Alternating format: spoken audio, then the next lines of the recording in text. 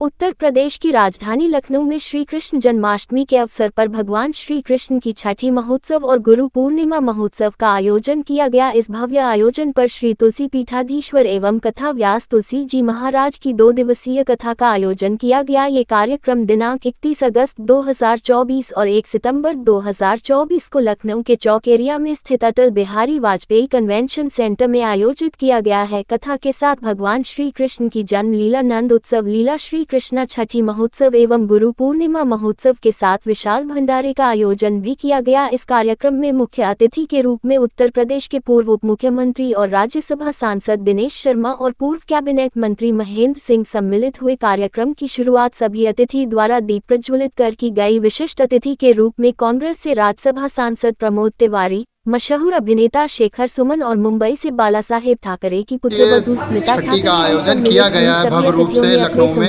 क्या कहना चाहेंगे और 2 दिवसीय किस तरह के पूरे कार्यक्रम रहेंगे? आप सभी पत्रकार बंधुओं को, हमारे चौथे स्तंभ को नमो वृंदाय, राधे राधे। आप सभी लखनपुर वासियों को मैं ये कहना चाहता हूँ, लखनऊ वासियों को कहना चाहता हूँ, ये पहली बार छठी नहीं मनाई जा रही। ये छठी बहुत बार भगवान की थी। सबसे आज बताइए, आज भगवान कृष्ण ने जब मथुरा में जन्म लिया, गोकुल गए, तो पहली बार माँ यशोदा ने पार्वती जी से जो प्रार्थना की, उसी प्रार्थना की कृपा से षष्ठी मैया प्रकट हुई, उन्होंने रक्षा किया, बाद में भगवान कृष्ण की आज्ञा से हटी। कहने का तात्पर्य सिर्फ इतना है कि ये छठी जो है ये आनंद प्रदान करती है, घर में बालक को संस्कार प्रदान करती है। घर में आनंद प्रदान और संस्कार चाहते हैं अपने बालकों का, तो बालकों का छठी जरूर करें। जरूर एक बार उनको आनंद में जरूर उनका जो महोत्सव होता है, जो भगवान रामकृष्ण का, तो संस्कार ही सृष्टि बनाएगा और सृष्टि ही आनंद प्रदान करेगा। तो मैं आप सबसे चाहता हूं कि आप सबके माध्यम से बालकों को संस्कार और छठी का मैसेज पहुंचे। गांव-गांव लोग अपने घरों में बच्चों की छठी मनाएं, ताकि जब संस्कार अच्छा रहेगा तो संस्कृति बनेगी। सृष्टि बनानी तो दृष्टि ठीक करनी पड़ेगी, और दृष्टि ठीक करनी है तो हम लोग आनंद में प्रदान हो जाएंगे। तो इसलिए छठी महोत्सव आप सबको बहुत बहुत शुभकामना और बहुत बहुत आनंद। धर्म के युवा है जो अलग कल्चर में जा रहे हैं, उनको क्या संदेश देंगे आज खास तौर पे? देखिए, मैं आपसे इतना कहता हूँ, सत्य परेशान हो सकता है, पराजित नहीं हो सकता। सत्य एक दिन ऐसा है कि मरते एक ही जैसे हैं, जन्म एक ही जैसे लेते हैं। आप एक बात समझ लीजिए, खाना भोजन प्रसाद एक जैसे करते हैं, आकाश एक है, पृथ्वी एक है, सूरज एक है। ये नियम केवल वहीं बदल रहे हैं जहाँ पे बदल सकते हैं, लेकिन एक दिन इनको संस्कार में वापस आना पड़ेगा। कोविड के दौरान सबने देखा होगा, हाथ भी धुलना सीख गए, दूर रहना भी सीख गए, बार बार का। ऐसे ही अगर ये नहीं सुधरेंगे तो प्रकृति इनको सुधार देगी। तो मैं चाहता हूँ अपने आप ही सुधर जाए, ताकि प्रकृति इनको परेशान ना करे, प्रकृति का परीक्षा ना ले। प्रकृति अपने आप में स्वयं परमात्मा है, तो प्रकृति के साथ जैसे पेड़ की छेड़छाड़ी हो रही है, इस समय प्रकृति बैलेंस हो रही है, बीमारियां बढ़ रही हैं। पेड़ लगाएं, वृक्ष लगाएं, नेचर बचाएं, पानी बचाएं, नहीं तो एक दिन हम लोगों को तकलीफ, दिल्ली में देखा पानी के लिए क्या हुआ। तो हम लोग चाहेंगे कि प्रकृति के साथ खिलवाड़ ना करें, साथ में मिलकर प्रकृति की रक्षा करें, खूब आनंद लें। और अपने शुभकामना और अपनी छठी की बहुत सारी शुभकामना आप सबको भी, और आपके समाज, हमारे भारत को भी, और लखनऊ को और प्रदेश को, सबको है। आप सभी आनंद लें और खूब नमो वृंदाय, राधे राधे। लोग मौजूद हैं, उत्सव हो रहा है, किस तरह से आप इसको मना रहे हैं? देखिए, जब ईश्वर से जुड़ी हुई कोई बात होती है या कोई अनुभव होता है, तो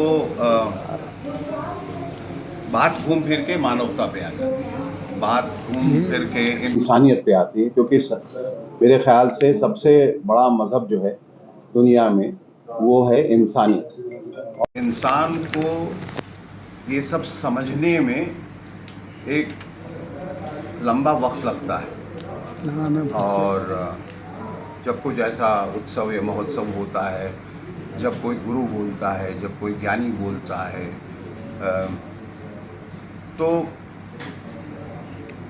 एक ऐसी ऊर्जा का संचार होता है और एक ऐसा मार्गदर्शन होता है, जहाँ इंसान, जो एक भटका हुआ इंसान जिसे मैं मानता हूँ, जिस मंजिल की ओर अग्रसर है, उस तक वो महसूस करता है। और आप सभी का, जिन्होंने वक्त निकाला हमसे बात करने का, और भगवान श्री कृष्ण का ये छठी महोत्सव, ये हम सब के लिए एक, और ये आपके शहर में हो रहा है, बड़ी बात है कि हम सब इसमें शामिल हो रहे हैं। और इसके लिए जब मुझसे कहा गया था, मैंने इससे पहले भी कहा कि बिन गुरु ज्ञान कहाँ से पाऊँ, दीजो ज्ञान हरि गुण गाऊँ, मन तड़पत हरि दर्शन को आज। तो ये बहुत ज़रूरी है। कुछ गानों के जरिए भी मैं ईश्वर को पहचानने की कोशिश कर रहा था, कि एक गाना है कि तुम जो मिल गए हो तुम जो मिल गए हो तो ये लगता है कि जहां मिल गया, एक भटके हुए राही को कारवां मिल गया। तो हम सबको ज़रूरत है, हम सब भटके हुए हैं। हम सतह से तो बहुत चमक-दमक हमारी दिखाई देती है, पर अंदर कहीं रूह जो है वो बहुत संकुचित, बहुत संकीर्ण हो गई है। और कहीं न कहीं हम सबके अंदर दीमक लग रहा है और रूह के तह तक पहुँचने की बहुत ज़रूरत है, अपने आप को पहचानने की बहुत ज़रूरत है और उसके लिए हमें अपनी ज़िंदगी में एक गुरु की बहुत ज़रूरत है, जो हमें मार्गदर्शन कराए। मैंने कहा गुरु एक सेतु है, एक कड़ी है ईश्वर और इंसान के बीच में, जो आपको सही राह दिखाता है, सही मार्ग दिखाता है। इससे पहले भी मैंने कहा कि जो भी दुःख है, जो भी परेशानियाँ हैं, कठिनाई हैं, दिक्कतें हैं या असमंजस हैं, वो सभी इंसानों की व्यथा है और कथा एक ऐसी प्रथा है जो इन सारे दुखों का निवारण करती है।